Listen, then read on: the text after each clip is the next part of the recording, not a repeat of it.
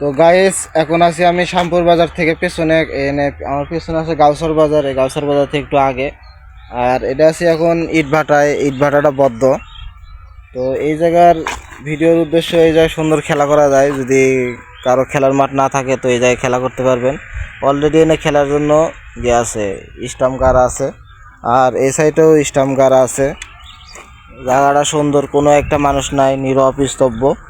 আর আশেপাশের আবহাওয়াটাও সুন্দর, কোনো একটা মানুষের আওয়াজ শোর সরাবা এই কিছু নাই। তার সামনে আছে আবার ইটভাটা, ওটা চলতেছে। আর এই সাইডেরটা বদ্ধ আছে। তো এই সামনে যেতে যেতে যে আমি পেছন দিকে নিচ দিয়ে তাকাইতেছি, নিচ দিকে না তাকালে আমি আমাকে গর্তের মধ্যে পড়ে। এনে গর্ত আছে যার মধ্যে অনেক মশা, দেখছেন এই মশারও আমি অনেকক্ষণ এনে রাগ দেখালাম মশার প্রতি।